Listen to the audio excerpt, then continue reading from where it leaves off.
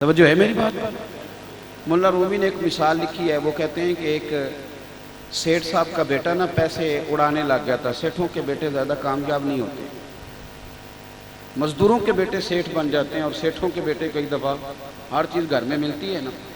एक मेरा और भी छोटा सा तजज़िया, आप इख्तलाफ कर सकते हैं इसलिए कि ये मेरी ज़ाती बात। एक मेरा तजज़िया और भी है।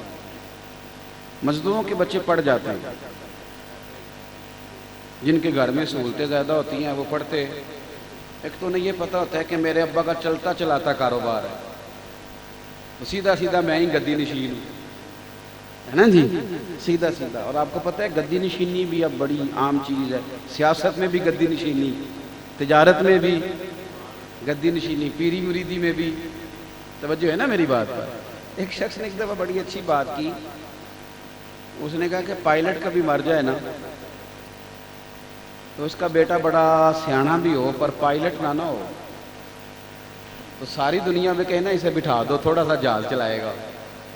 तो लोग उसे बिठाते और कहते उन्हें 25 साल जहाज चलाया, तुम इन्हें बैठते दियो थोड़ा जहा।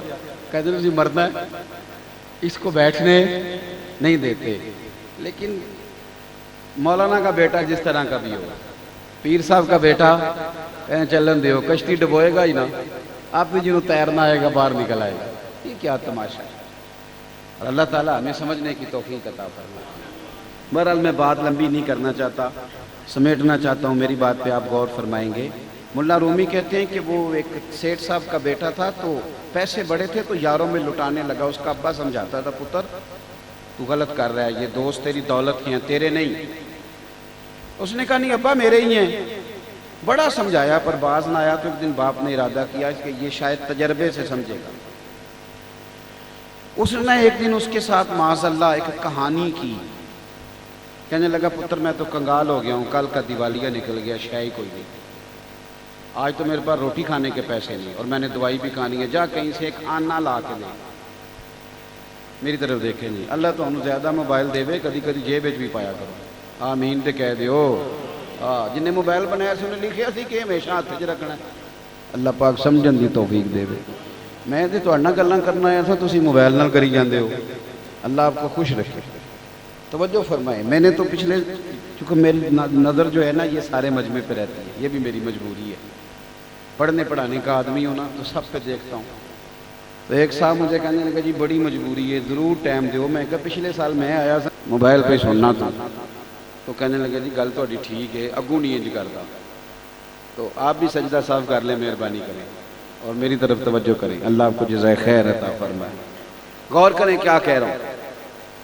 उसने कहा पुत्र दिवालिया हो गया हूँ, कोई शय नहीं, मेहरबानी का एक आना किसी दोस्त से उधार ले आ। वो गया एक दोस्त से कहा यार एक आना दे दो, उसने दे दिया। दूसरे दिन फिर अब्बा ने कहा। गरीब लोग बाहर कुएं से पानी लेने जाते थे और अमीरों ने घर में कुएं खुदवा लिए होते थे। जो अमीर होते थे उनके सेन में कुआं होता, औरतें बाहर ना जाएं। अब्बा जी ने चारपाई दरख्त के नीचे कुएं के साथ बिछाई हुई थी। बेटा आना लेके आया, अब्बे ने कुएं फेंक दिया। अगले दिन फिर कहा एक आना लाओ, फिर एक दोस्त से उधार लाया, उसने फिर कुएं में फेंक दिया। अब दोस्तों को ना 2-3 दिन में पता चल जाता है कि पैसे मुक गए। तो मैं चूँकि मुसाफिर हूँ तो मैं बड़ा कुछ सीखता हूँ। एक ट्रक के पीछे एक दफ़ा लिखा हुआ था कि पैसे मुक गए थे सर्जन रोज गए। ये भी होता है। अब वो पैसे ख़त्म हो गए, दोस्तों को पता चल गया, कंगाल हो गया, रोज़ रोटी कौन खिलाए।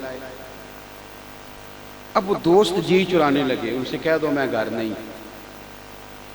अब वो बेचारा पता था कि अब तो यार मेरे बात ही नहीं सुनते। सवेरे उठा, अब्बे ने शाम को आना मांगना है।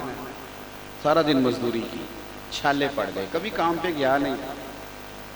अब शाम को लाके अब्बा जी के हाथ में एक आना थमाया तो अब्बा जी ने फेंका कुएं में। तो बेटा चिल्लाया, कहने लगा अब्बा आपका दिमाग तो नहीं चल गया कहीं, अजीब आदमी हो, मैं रोज आना ला के देता हूँ, कुएं में फेंक देते हो।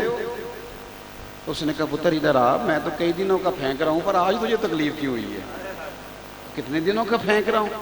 उसने कहा तकलीफ इसलिए हुई है कि पहले मैं उधार के लाता था, आज मजदूरी के हैं। उसने कहा बस पुत्र यही समझाना था, सीने से ला।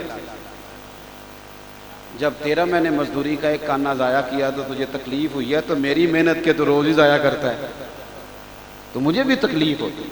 समझ लें इस बात को। ये बात लिख के मुल्ला रूमी कहते हैं ये जो तू नमाज नहीं ना पढ़ता, तो हज़रत बिलाल की मेहनत ज़ाया करता है। ये जो तू नमाज नहीं ना पढ़ता, ये तू जनाब सिद्दीक़ अकबर की कोशिश को ज़ाया करता है। तूने कदर ही नहीं की, अगर तूने समझा ही नहीं कि कितनी मेहनत की। वो कहते हैं अगर दीन की कदर पूछनी हो ना तो कभी मदीने जा और सैयदा फातिमा ज़हरा की कब्र पे खड़े होके पूछ दीन कितना कीमती है।